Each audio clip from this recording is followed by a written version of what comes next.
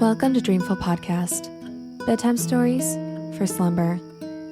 I would like to start off this episode by thanking our newest Patreon supporters, Kevin Chu and Martina Donvita, who happens to be a Cancer, so this is a very appropriate episode for her. Happy birthday, Martina. Thank you both so much, and I hope you have the sweetest of dreams.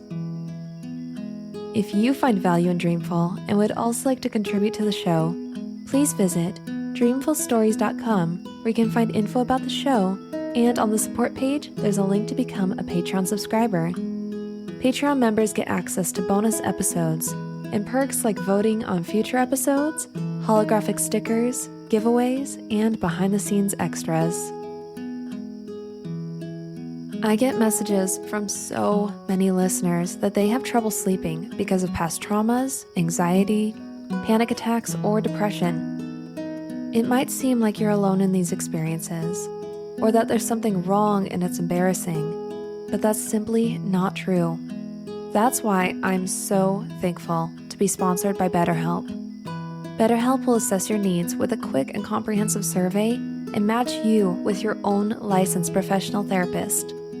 You can start communicating in under 24 hours in a safe and private online environment with the convenience of skipping an uncomfortable waiting room. Send a message to your counselor anytime and receive timely and thoughtful responses. Plus, schedule weekly video or phone sessions. This service is available for clients worldwide, and you can find a licensed professional counselor that specializes in your specific needs, whether that be depression, sleeping, family conflicts, trauma, and much more. Best of all, it's more affordable than offline counseling, and financial aid is available. As a listener of Dreamful, you'll get 10% off your first month by visiting our sponsor at betterhelp.com/dreamful. Join over 1 million people who have taken charge of their mental health. Again, that's BetterHelp, help spelled HELP.com/dreamful. My kids love listening to podcasts, especially the zany episodes of Bobby Wonder. Bobby is a 10-year-old that has just found out he's from another planet, has superpowers, and a diabolical villain is out to get him. Created by a New York Times best-selling children's author, produced by the Emmy Award-winning Go Kid Go team, and voiced by community star Danny Pudi, Bobby Wonder is one of the fastest-growing children's podcasts. And for good reason, with all the amazing adventures listeners are taking on.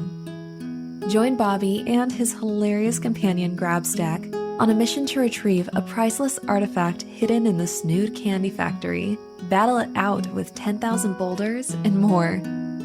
Visit our sponsor at gokidgo.com for more information, and find Bobby Wonder on Apple, Spotify, or wherever you get your podcasts. Each month in the year 2021, we will be exploring the history and mythos behind some of the most famous constellations. This is the 7th episode of the Constellation Series, Cancer the Crab. So, snuggle up in your blankets and have sweet dreams.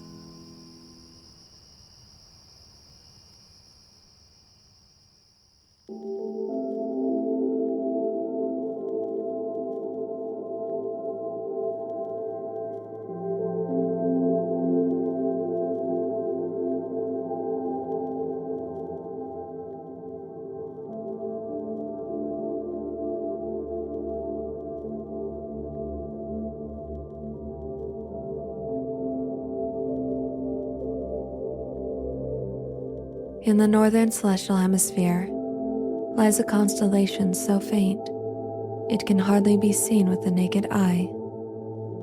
Cancer the Crab. Within this constellation is a messier object, famously known as the Beehive Cluster, because of the swarm-like appearance of its stars.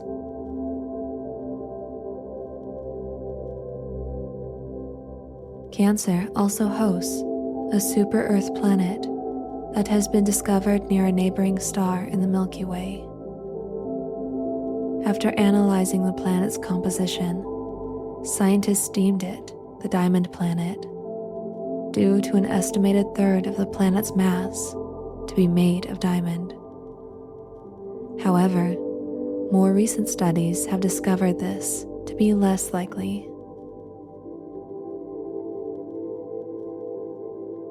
In Chinese mythology, 4 stars surrounding the beehive cluster are known as the celestial corpses. This nebulous object is in the Ghost, the 23rd lunar mansion of ancient Chinese astrology. The Chinese stargazers saw this as a ghost or demon riding in a carriage, and likened its appearance to a cloud of pollen. In ancient Egyptian records dating back to around 2000 BC, the Cancer constellation was seen as the scarab, a sacred emblem for immortality. A scarab was also responsible for pushing the sun across the heavens.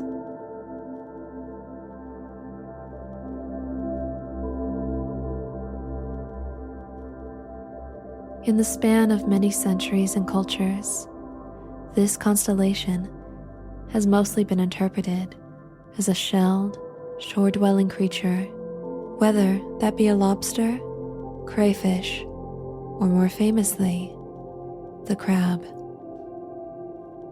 The story of Cancer the crab begins with the famous hero of Greek mythology, Heracles. Zeus had had a love affair with a mortal woman named Alcmene. 9 months later, when it came time for his son to be born, Zeus boasted in Olympus of the greatness of his new child. He shall be named Heracles, in glory of my wife Hera, and as he will be born on this day, he will rule the house of Perseus in Mycenae. Hera was furious at Zeus for naming a child after her that was not her own. In her jealousy, she went at once to Mycenae, and there she bewitched Alcmene so that she could not give birth until the next day. Then she hastened the birth of Heracles' cousin, Eurystheus, so he would become king of Mycenae instead. Less than a year had passed by when Hera again tried to destroy the destiny of Heracles. She sent 2 serpents slithering across the floor with their scales rippling in the moonlight toward the infant. As he slept, the snakes raised up to strike with poisonous fangs. But before they could, Heracles reached out and gripped their throats. Alcmene awoke to the giggles of her baby as he flung the dead serpents to the floor.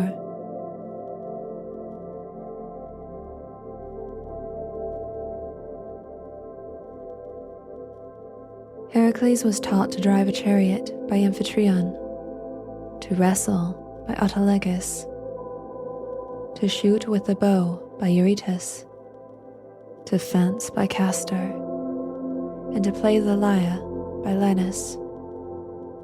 When he became a man, by the look of him it was plain that he was the son of Zeus, for his body measured 4 cubits, and he flashed a gleam of fire from his eyes, and he did not miss, neither with the bow nor with the javelin. He received a sword from Hermes, a bow and arrows from Apollo, a golden breastplate from Hephaestus, and a robe from Athena.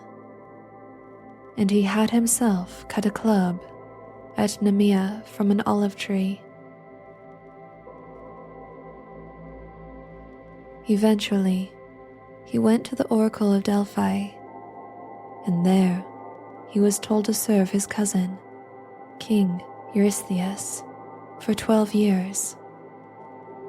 During this time, If Heracles completed all the tasks given to him, he would become a god.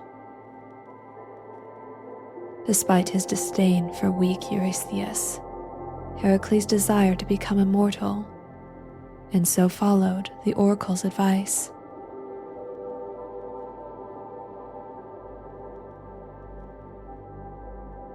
Heracles arrived in Tiryns and declared his servitude to the king.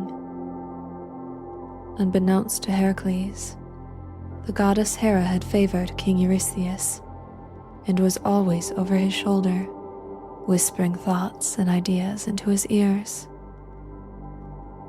Seeing Heracles before her, resentful Hera guided the king to instruct Heracles to complete 12 labors that were impossible for any mortal and would certainly result in his death.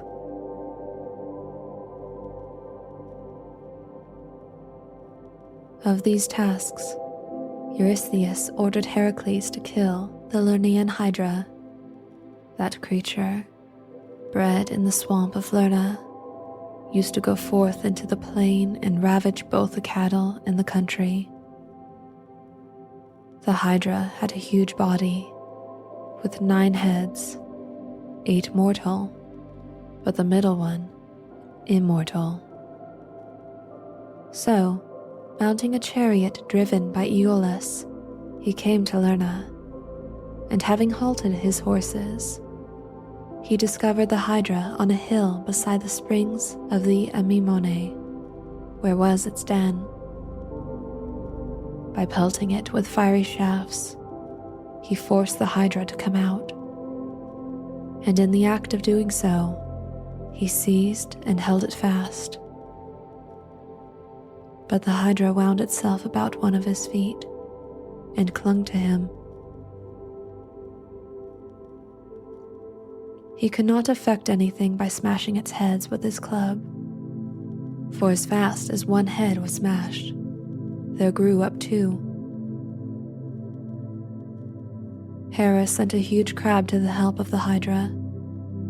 The crab distracted Heracles by biting his foot, so he killed it with a swift stomp, and in his turn called for help on Aeolus, who, by setting fire to a piece of the neighboring wood and burning the roots of the heads with the brands, prevented them from sprouting.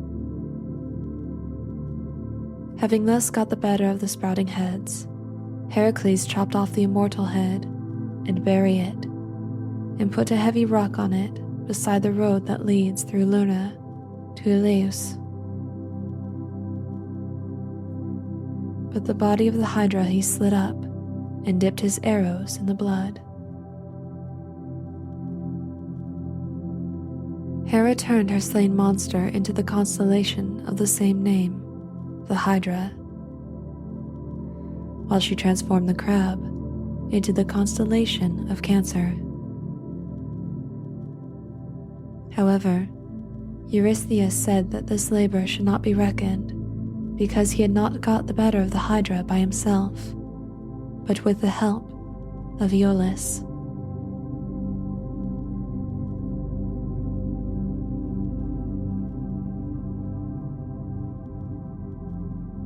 In their effort to mark an end to Heracles' successes, Eurystheus and Hera decided that the next task would be to capture the Cyrenian hind. This was a sacred deer belonging to the goddess Artemis, and had golden antlers, hooves of bronze, and was so swift that it could outrun a flying arrow. Heracles had great effort to track the animal. When he saw it, he followed it for a year through the lands of Greece, Thrace, Istria, and the land of Hyperboreans. But when, weary with the chase, the beast took refuge on the mountain called Artemisius and passed to the river Ladon, Heracles shot it just as it was about to cross the stream, and catching it, put it on his shoulders and hastened through Arcadia. On his way back, Artemis and her brother Apollo appeared in front of Heracles. This task was given, thinking that Heracles would cause the anger of the goddess, and that she would thereby punish him. However, when Artemis appeared in front of him, Heracles pleaded necessity, and laying the blame on Eurystheus, he appeased the anger of the goddess and carried the beast alive to Mycenae. When he returned to the king's court, Eurystheus told Heracles that the animal now belonged to him. Not forgetting his promise to the goddess, Heracles tricked Eurystheus by telling him he should take the animal himself and bring it to the palace. When Eurystheus came out to take the deer, the hero let it go, and the animal ran back to Artemis.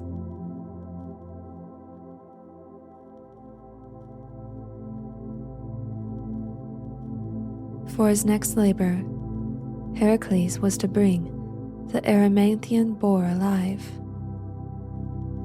a beast that came from a mountain, which they call Erymanthus. So passing through Philo, Heracles was entertained by the centaur Pholus. He set roast meat before Heracles, while he himself ate his meat raw. When Heracles called for wine, Pholus said he feared to open the jar which belonged to the centaurs in common. But Heracles, bidding him be of good courage, opened it, and not long afterwards, scenting the smell, the centaurs arrived at the cave of Pholus, armed with rocks and furs. The first who dared to enter were repelled by Heracles with several swings of his club, and the rest of them he shot and pursued as far as Malea. Then they took refuge with the good centaur Chiron, who, driven by the Lapiths from Mount Pelion, took up his home at Malea.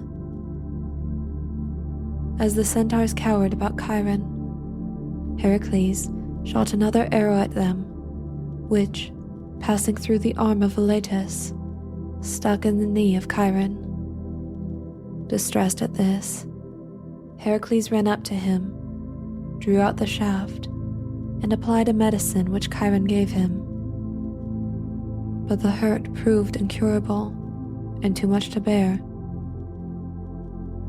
So Chiron retired to the cave, and there he wished to die, but he could not, for he was immortal. However, Prometheus offered himself to Zeus to be immortal in his stead, and so Chiron died. The rest of the centaurs fled in different directions. But Pholus, drawing the arrow from a corpse, wondered that so little a thing could kill such big fellows. However, it slipped from his hand, and landing on his foot, killed him on the spot. So when Heracles returned to Philo, he beheld Pholus dead, and he buried him and proceeded to the boar hunt. And when he had chased the boar with shouts from a certain thicket, he drove the exhausted beast into deep snow, trapped it, and brought it to Mycenae.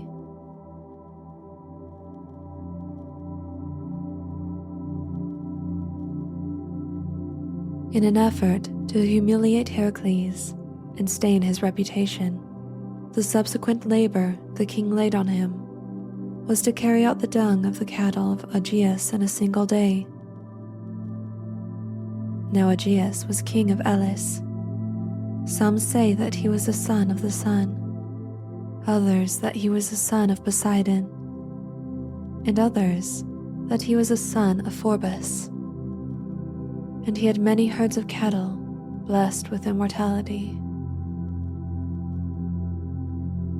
Heracles met with Aegeus, and without revealing the command of Eurystheus, said that he would carry out the dung in one day if Aegeus would give him 10% of the cattle.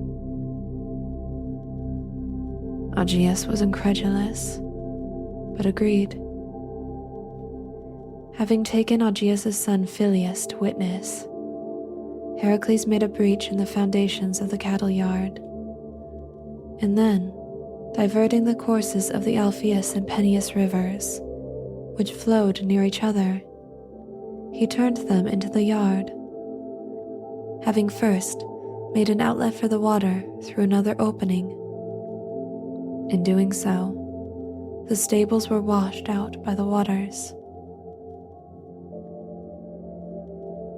When Aegeus learned that this had been accomplished at the command of Eurystheus, he would not pay the reward. And what's more, he denied that he had promised to pay it. And on that point, he took them to court. The arbitrators having taken their seats, Phyleus was called by Heracles and bore witness against his father, affirming that he had agreed to give him a reward. In a rage, Aegeus, before the voting took place, ordered both Phyleus and Heracles to leave his land. Though Heracles returned yet again, having completed the task, Eurystheus would not admit this labor either, alleging that it had been performed for hire.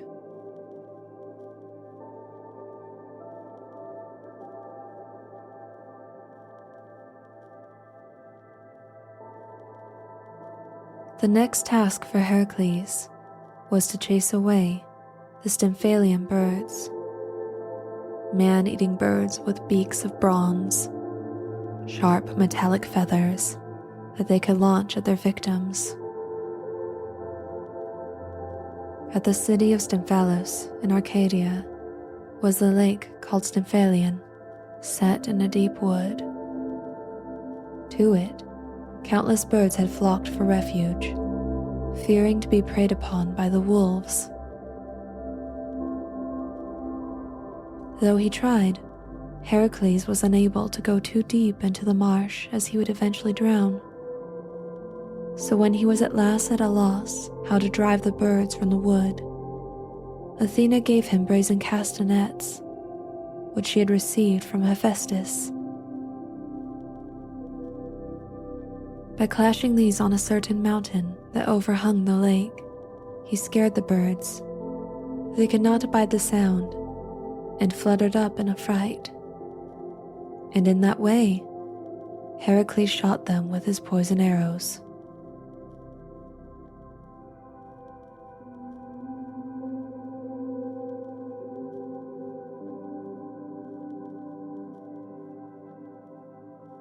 The subsequent labor the king set forth was to bring the Cretan bull.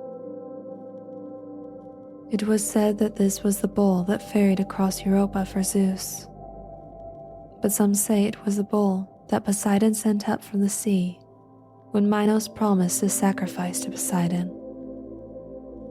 And they say that when he saw the beauty of the bull, he sent it away to the herds and sacrificed another to Poseidon, at which the god was angry and made the bull savage. The bull had been wreaking havoc on Crete by uprooting crops and leveling orchard walls. To attack this bull, Heracles came to Crete, and when, in reply to his request for aid, Minos told him to fight and catch the bull for himself, he caught it and brought it to Eurystheus. And having shown it to him, he let it go free. But the bull roamed to Sparta and all Arcadia, and traversing the isthmus, arrived at Marathon in Attica and harried the inhabitants.